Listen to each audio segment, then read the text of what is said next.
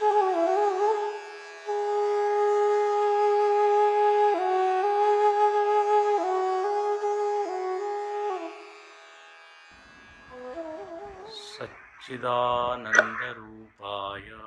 विश्वोत्पत्त्यादिहेतवे तापत्रयविनाशाय श्रीकृष्णाय वयं नमः।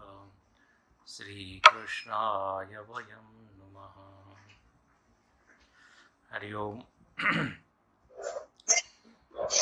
चतुश्लोकी भागवत में कल हम लोगों ने श्रीमद् भागवत की महिमा को देखा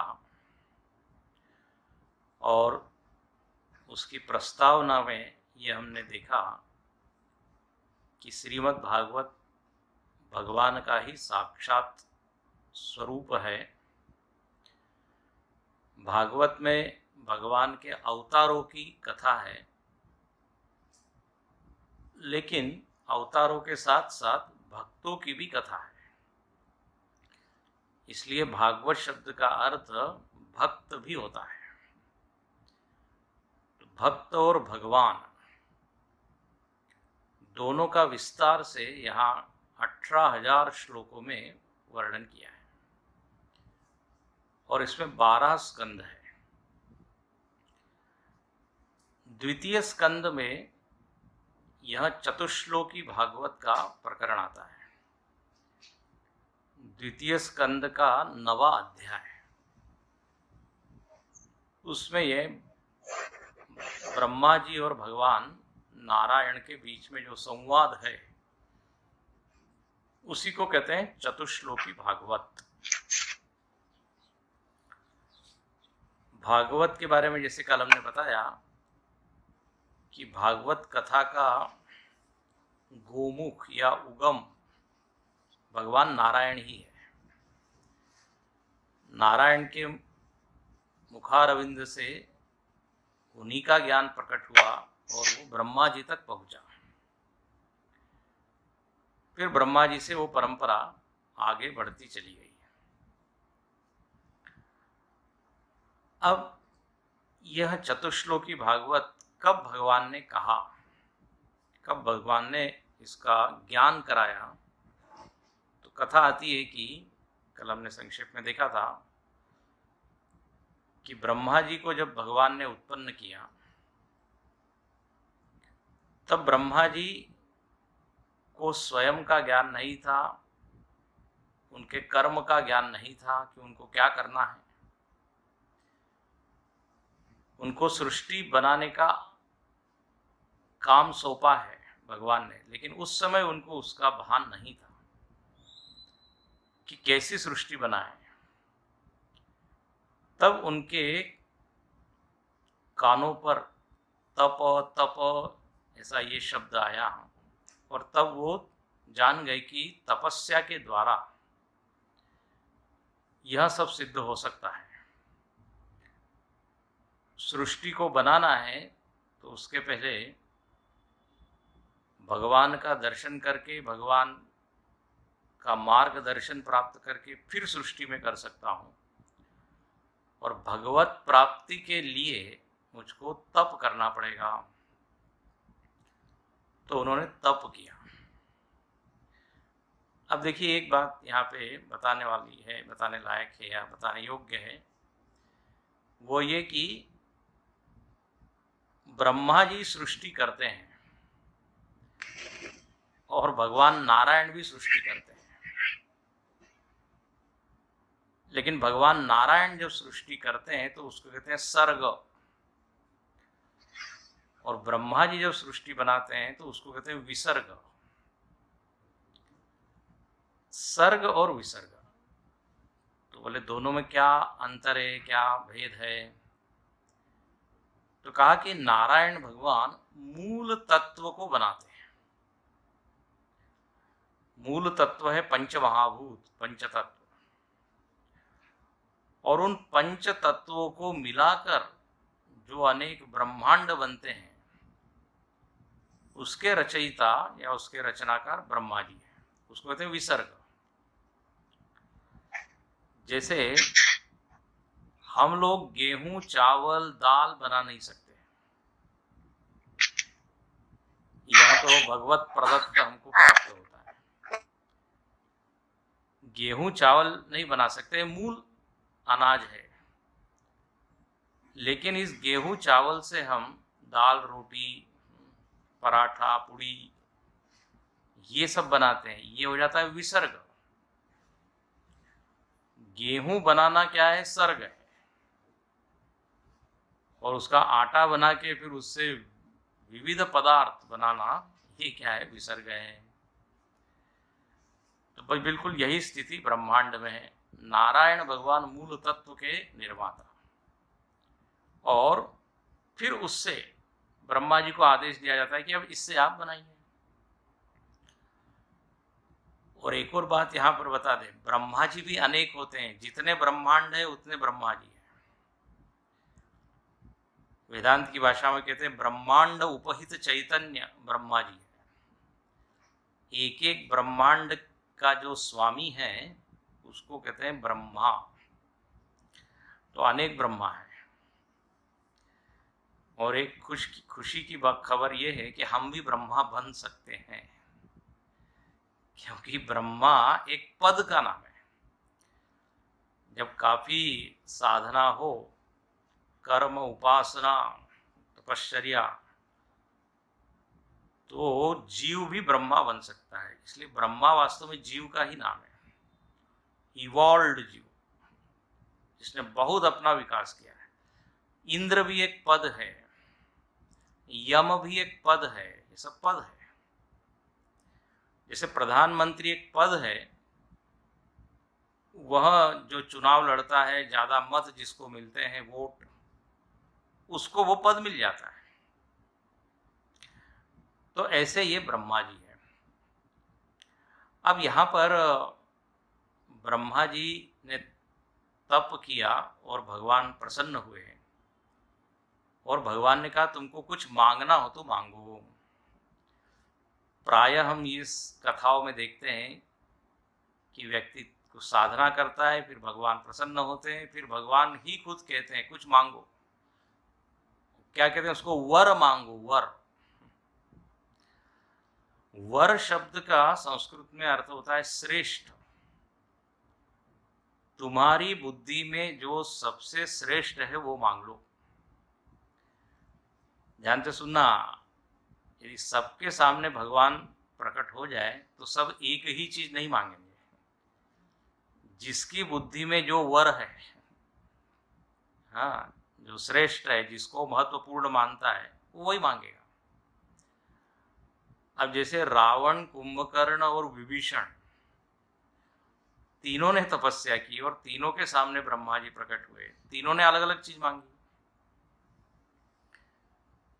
तो जिसके, अब हिरण्यकश्यपु ने भी तप किया, उसने कुछ अलग चीज मांगी। तो यहां पर ब्रह्मा जी ने क्या मांगा? बहुत ही सुंदर। ब्रह्मा जी कहते हैं आप हमको अपना ज्ञान कराइए, सगुण निर्गुण रूप आपका क्या है वो, और आप ही अभिन्न निमित्तोपादान कारण कैसे हैं। ये एक शब्द है, अभिन्न निमित्त उपादान, इसको हम देखेंगे आगे। मतलब आप अकेले ही सब कैसे बन जाते हैं, आप अकेले ही बिना किसी अन्य साधन के सब कुछ बना देते हैं। भय प्रकट कृपाला दीन दयाला, वो जो स्तुति है उसमें एक पंक्ति आती है, संग सहायन दूजा ब्रह्मांड निकाया निर्मित माया रोम रोम प्रतिवेद कहे। उसमें आपने अकेले ही सब कुछ बना दिया है, कैसे? ये मैं जानना चाहता हूं। और तीसरी बात, जो हमको एक छोटा सा काम दिया है, ब्रह्मा जी की दृष्टि से छोटा है, लेकिन हमारी दृष्टि से बहुत बड़ा है, ब्रह्मांड को बनाना। तो यह कर्म करते वक्त में कहीं बंधन में न फंस जाऊं, ये मांगा है।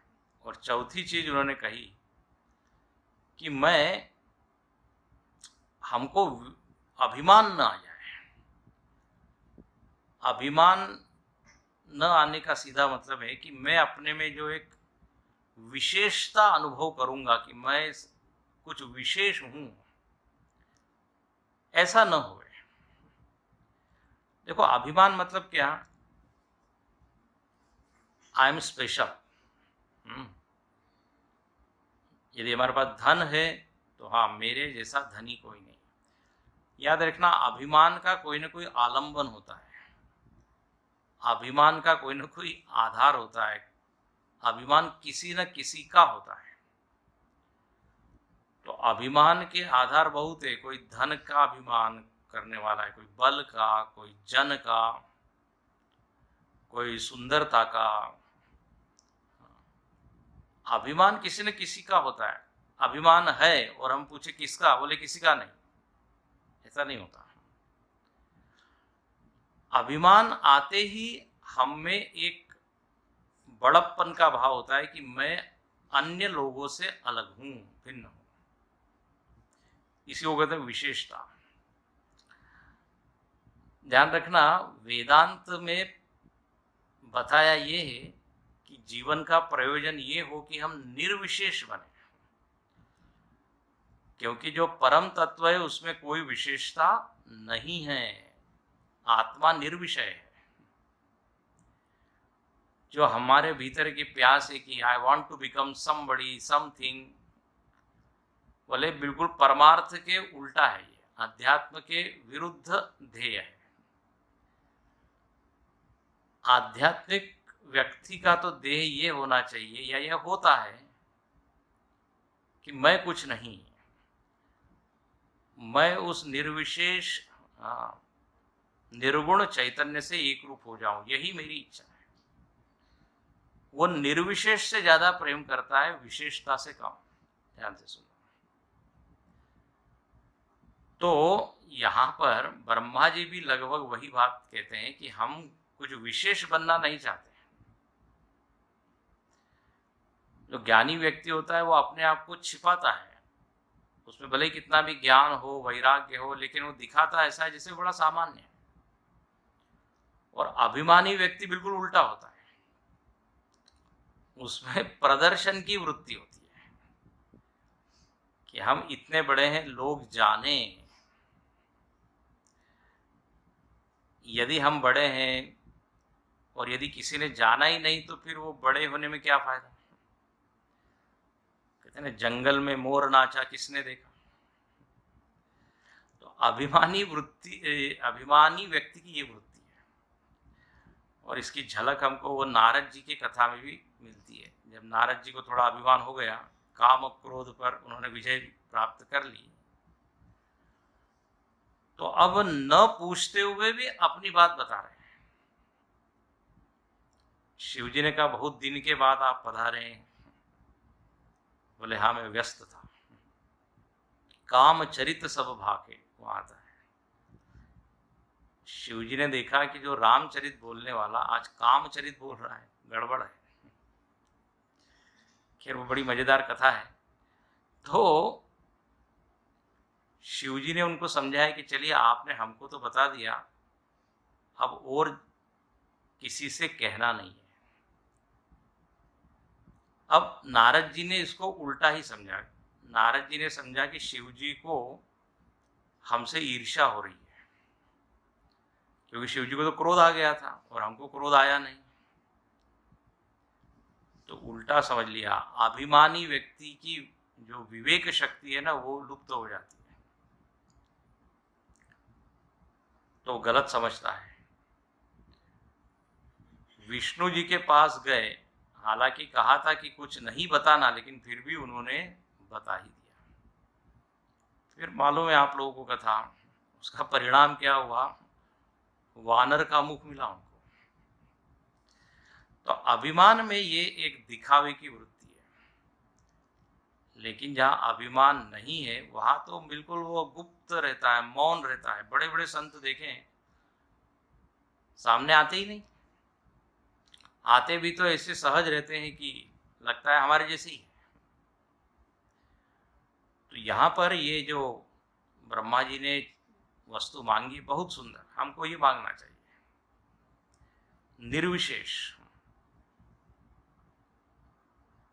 अब यहाँ पे मांगना क्या है ये देखिए, ब्रह्मा जी बताते हैं उपनिषद के ऋषि लोगों को भी आप यदि देखें तो भगवान से क्या मांगना चाहिए, सीखने की बात है। वस्तु नहीं मांगी यहाँ पर भी या उपनिषदों में भी कि हमको बंगला दीजिए, गाड़ी दीजिए। भद्रम कर्णे विशृणुयाम देवा, ये मांगा है कि भद्र सुने, भद्र देखे, ऐसा कुछ हो जाए।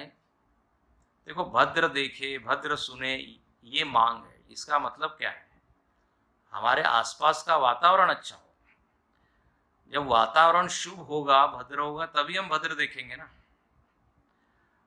मतलब हमारे मित्र, हमारे आसपास का जो समाज वो कैसा हो, शुभ हो, अच्छा हो।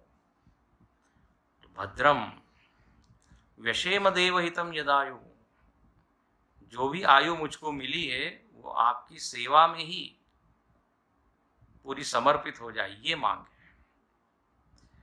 तुलसीदास जी ने भी एक भजन लिखा है विनय पत्रिका में, उसमें भी बताया क्या मांगना चाहिए। यह विनती रघुवीर गोसाई, और आस विश्वास भरोसो हरो जीव जड़ताई।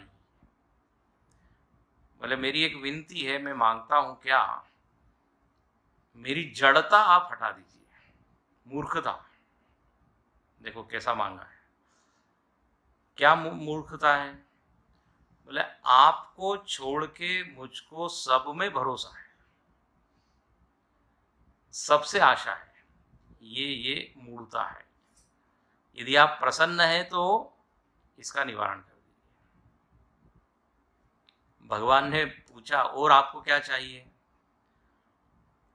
तो गोस्वामी जी ने एक लंबी सूची दी है और कहा मुझको ये नहीं चाहिए। पहले मैं ये बताता हूं क्या नहीं चाहिए।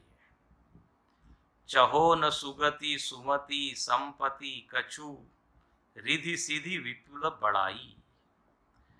न सुगति, न संपत्ति, न रिद्धि, न सिद्धि, न यश, कुछ नहीं। भगवान ने कहा अरे यही तो सब लोग मांगते हैं मेरे से, अब तुमने सभी को मना कर दिया तो बचा क्या? बहुत ही प्यारी बात कही। हेतु रहित अनुराग राम पद, बढ़े अनुदिनाधिकारी। आपके चरणों में मेरा अनुराग दिन पर दिन बढ़े। देखो ये शब्द महत्वपूर्ण है, दिन पर दिन बढ़े। हम लोगों की भक्ति क्या होती है? एक भक्ति का आवेश आता है, झटका आता है। एक दिन इतनी माला कर लेते, दूसरे दिन कुछ नहीं, फिर तीसरे दिन उतार चढ़ाव होता है। लेकिन क्या नहीं, बढ़ती चले जाए। प्रतिक्षणम वर्धमानम, नारद भक्ति सूत्र में भक्ति का ही लक्षण दिया। तो ऐसी मांग यहां पर भी ब्रह्मा जी ने की है। ब्रह्मा जी भी यहाँ बिल्कुल एक भक्त के रूप में सामने है। जब देखा भगवान नारायण ने कि ब्रह्मा जी को कोई वस्तु नहीं चाहिए, बल्कि दो चीज उन्होंने मांगी, हमारे में जो दोष है उसको हटाइए और आपका जो ज्ञान है वो हमको दीजिए। जब ऐसी विनती की है तो श्री भगवानुवाच, भगवान बोलते हैं। 2 श्लोकों में पहले भगवान ने ये कहा कि मैं बताता हूं अपने बारे में, और फिर 4 श्लोक हैं। हाँ, यदि आप लोगों के पास चिन्मय मिशन की पुस्तक हो तो उसमें पेज नंबर 6 पर आप देखिए, पृष्ठ क्रमांक 6 पर, उसमें आता है श्री भगवानुवाच। भगवान बोलते हैं ब्रह्मा जी से कि जो तुमने चाहा है, मांगा है, सुनो। तुमने जो मांगा है वो तो मैं दूंगा, उसके अलावा भी मैं तुमको बहुत कुछ दूंगा।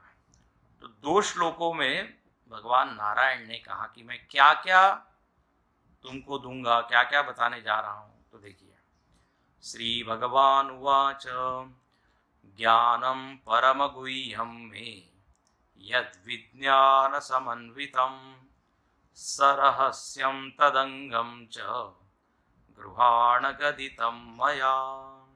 ये पहला श्लोक। श्री भगवान उवाच, भगवान बोलते हैं मया गदितम, मेरे द्वारा बताए जाने वाला ज्ञान, गृहाण, तुम उसको ग्रहण करो, सुनो। अब यहाँ पे देखिए, भगवान नारायण के लिए भगवान शब्द है, श्री भगवान। भगवान शब्द का अर्थ भी जान लेना चाहिए। भगवान शब्द का अर्थ होता है कि जिसमें 6 चीजें हैं। ये परिभाषा शायद आप लोगों ने सुनी होगी। ऐश्वर्यस्य समग्रस्य धर्मस्य यशस्स्य वैराग्यस्यात् मोक्षस्य षण्णाम भग इति ईरिणा।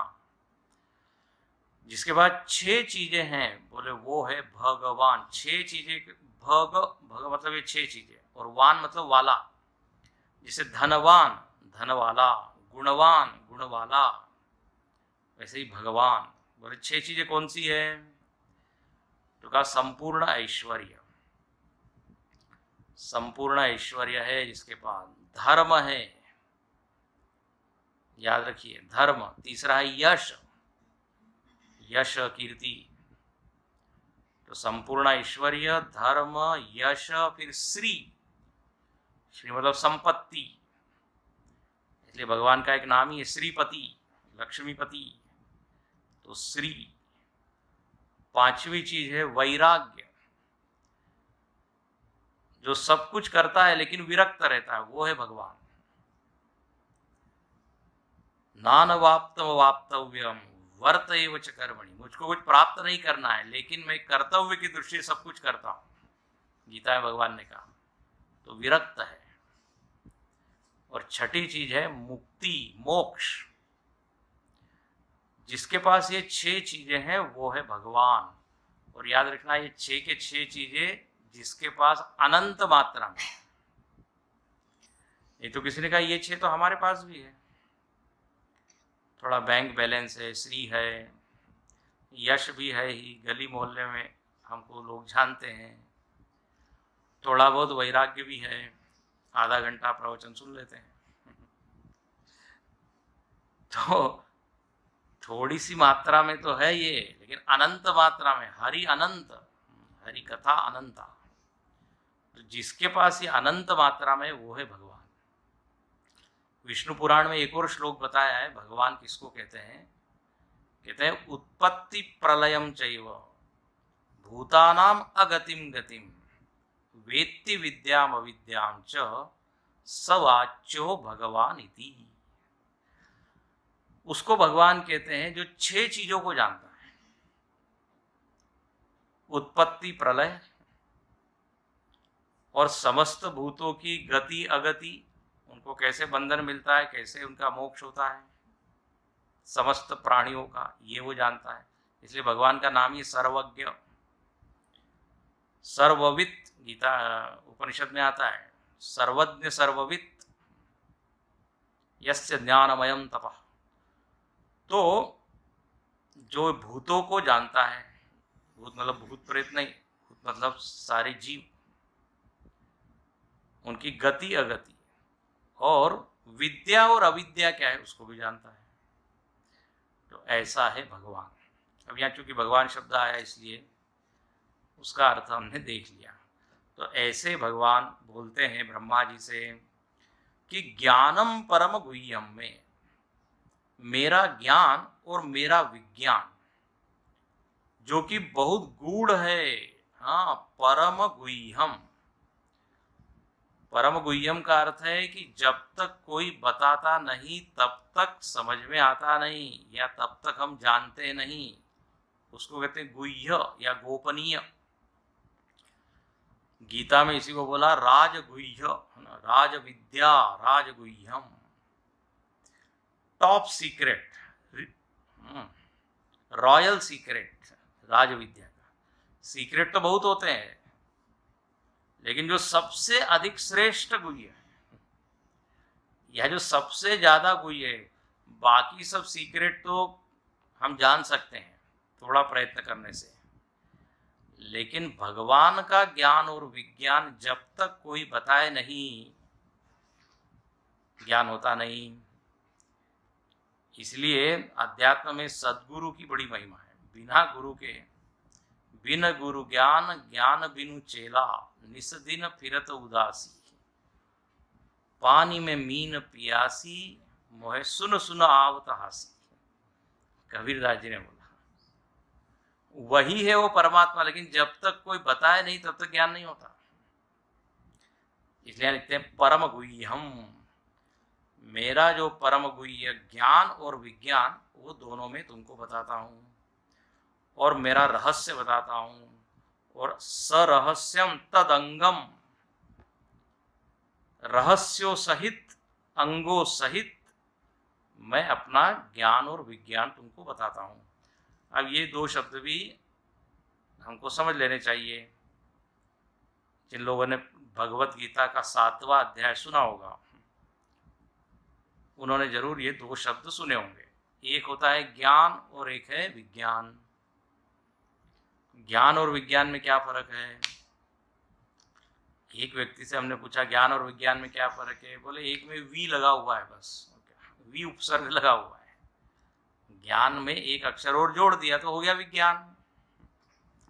बोले नहीं नहीं, इसका अर्थ क्या है? अच्छा, समाज में विज्ञान शब्द का अर्थ क्या प्रचलित है? साइंस। जो हम स्कूल कॉलेज में पढ़ते हैं, भौतिक शास्त्र, रसायन शास्त्र, उसको कहते हैं विज्ञान। विज्ञान एक विषय है। लेकिन अध्यात्म में विज्ञान शब्द का बिल्कुल अलग अर्थ है। तो कहते हैं ज्ञान मतलब क्या? तो कहा ज्ञान का अर्थ है परोक्ष, भगवान को परोक्ष रूप से जानना। भगवान है, उनका अस्तित्व है, लेकिन वो मेरे से अलग है।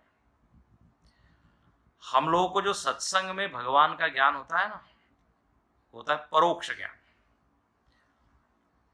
अनेक सत्संगों में थोड़ा थोड़ा भगवान के बारे में हम जो जानते हैं, शास्त्रीय भाषा में उसको बोलते हैं आपातत ज्ञान। आपातत, थोड़ा थोड़ा, जैसे बारिश गिरती है कहीं कहीं कहीं तो थोड़े थोड़े हम गीले होते हैं, ऐसे ही हम अनेक सत्संग करते हैं तो थोड़ा थोड़ा भगवान के बारे में ज्ञान होता है। एक भगवान की छवि बनती है, अच्छा भगवान मतलब ऐसा है, और बचपन से भी हमको सुनाया जाता है, तो वो सबको कहेंगे ज्ञान। अब उसी भगवान का जब अपरोक्ष हमको अनुभव होता है, उसी ईश्वर का अपरोक्ष कि अरे वो तो हमसे पृथक नहीं है, भिन्न नहीं है, वो आत्म रूप से यही बैठा है। गीता में भगवान ऐसे व्यक्तियों को कहते हैं ये ज्ञानी है, ज्ञानी तो आत्मैव मे मतम। जो भगवान को पराया करके नहीं मानता, दूर नहीं मानता, उसको कहा जाएगा कि इसको अपरोक्ष अनुभव हुआ, तो उसको विज्ञान कहते हैं। अखंडानंद जी महाराज कहते थे भगवान की प्राप्ति में न तो देरी है न दूरी है। हाँ, भगवान देर से मिलेगा ऐसा नहीं है। यदि देर से मिलेगा मतलब अभी नहीं है, तो अभी नहीं है मतलब काल परिच्छिन्न हो गया हो। तो देरी नहीं है, अभी ही है, और दूरी भी नहीं है, मतलब देश और काल का व्यवधान नहीं है। क्या बढ़िया उन्होंने अर्थ किया। तो जो यही है अभी है। हाँ हाँ हाँ, इसको कहते हैं अपरोक्ष। अवेद्यत्वे सति भासवानत्व, बिना वेद्य बने, बिना ज्ञेय बने जो हमको अनुभव हो रहा है उसको कहते हैं अपरोक्ष। तो उसी को कहा विज्ञान। अच्छा, दूसरा एक अर्थ है ज्ञान और विज्ञान का, शास्त्र के जितने शब्द है, मंत्र है, उनको जानना बुद्धि से, इसको कहते हैं ज्ञान, शास्त्रीय ज्ञान है ना। जो बड़े बड़े विद्वान होते हैं, हाँ, उनको कहते हैं चलते फिरते इनसाइक्लोपीडिया होते हैं। आप बताइए, पूछिए इस उपनिषद में ये मंत्र है, तुरंत वो बता देंगे किस उपनिषद का ये मंत्र है। तो शास्त्रीय ज्ञान जिनका बहुत है तो कहेंगे ये ज्ञानी है। लेकिन वो शास्त्रीय जो सिद्धांत है उसका जिनको अनुभव हो गया है उसको क्या कहेंगे? विज्ञान। शास्त्र में जो कुछ भी बताया है वह उसको अलग करके नहीं देखते, एक इंफॉर्मेशन की तरह नहीं, देखिए कई लोग जो सारे दर्शन पढ़ते हैं, है ना, नव दर्शन, तो सारे दर्शनों का ज्ञान उनको है, स्कूल्स ऑफ फिलोसॉफी। लेकिन ऐसा नहीं है कि वो नव दर्शन में से किसी एक दर्शन को वो जी रहे हैं। बोले उनका हमारा अपना ही दर्शन है, वो तो हम केवल पैसा कमाने के लिए वो दर्शन क्या क्या है वो जानते हैं और वो बता सकते हैं, बिल्कुल बताते हैं। सांख्य दर्शन ने ये कहा, योग में ये है, चारवाक ने आत्मा की ये धारणा है, ये बताइए अवधारणा, शंकराचार्य माया के बारे में ये कहते हैं, सब मालूम है। अच्छा, लेकिन आप कौन से दर्शन को फॉलो करते? बोले हमारा अपना प्राइवेट है। तो इसका मतलब क्या है, जो पढ़ाया जा रहा है, हाँ, और जो जिया जा रहा है उसमें फर्क है। जो पढ़ा हुआ है उसमें गैप है, लेकिन ये जब अंतर नहीं रहे तो उसको बोल देते हैं विज्ञान।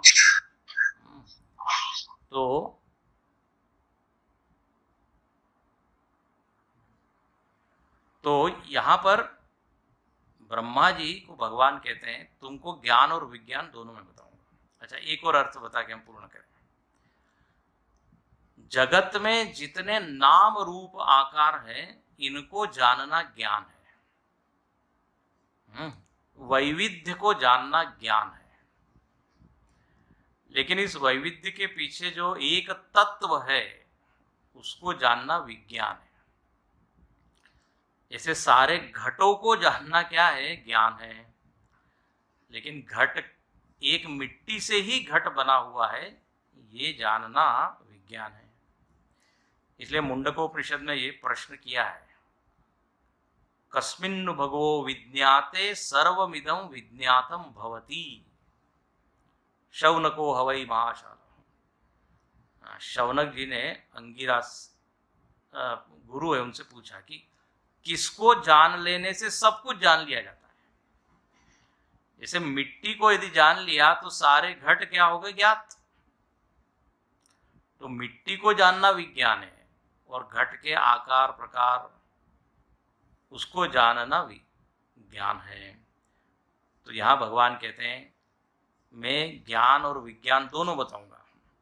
मतलब नाम रूप का क्या अर्थ होता है और उसके पीछे तत्व क्या है ये बताऊंगा, शास्त्र के सिद्धांत क्या है ये बताऊंगा, और उसको जीना कैसा ये बताऊंगा। ये हुआ ज्ञान विज्ञान। और 7वें अध्याय में भगवान ने बिल्कुल पहले ही श्लोक में बताया है, ज्ञान विज्ञान योग ही है 7वें अध्याय का नाम। तो यहाँ पर भगवान ने ये कहा। अच्छा, फिर दूसरे श्लोक में देखो भगवान बहुत प्रसन्न है ब्रह्मा जी पे। कहते हैं मेरी कृपा से, मेरे अनुग्रह से तुम सब कुछ जान लोगे। क्या क्या जान लोगे? तो देखो अगला श्लोक है, ये पृष्ठ क्रमांक 7 पर है, इसको पढ़ के पूर्ण करें। यावानहं यथा भावो यद्रूप गुण कर्मकः तथैव तत्त्वविज्ञानम् अस्तु ते मदनुग्रहात्। देखिए भगवान प्रसन्न होकर कह रहे हैं मेरे अनुग्रह से तुम्हें तत्व ज्ञान के साथ मैं तुमको बताऊंगा कि मेरा रूप क्या है, गुण क्या है, कर्म क्या है, मैं कितना हूं, यावान हूं, ये सब कुछ मैं बताऊंगा। और ये मैं इसलिए बता रहा हूं क्योंकि तुमने तप किया है और मैं तुम पर कृपा करने के लिए तैयार हूं। अनुग्रह का मतलब है कृपा। देखो एक होता है कर्म का फल और एक होता है कृपा का फल। भगवान की ओर से जो मिलता है वो क्या है, कृपा का फल, और हम प्रयत्न पूर्वक जो प्राप्त करते हैं वो क्या है, कर्म फल। कर्म फल जब हम प्राप्त करते हैं तो अभिमान आने की क्या होती है, संभावना होती है। लेकिन जब भगवान की कृपा का जो फल है तो फिर उसमें अभिमान क्या करेंगे हम। कृपा की अनुभूति होने के बाद कृतज्ञता का भाव आता है कि भगवान आपने बड़ा अनुग्रह किया, मैं तो लायक नहीं था, आपने अपनी ओर से दिया। तो यहाँ पर ये अनुग्रह शब्द है। ब्रह्मा जी बड़े प्रसन्न हुए और ब्रह्मा जी बिल्कुल तैयार है कि अब आप सुनाइए अपने बारे में। लेकिन अब ब्रह्मा जी तो तैयार है, हम भी जाने के लिए तैयार है कभी समय हो गया है, कल देखेंगे, कल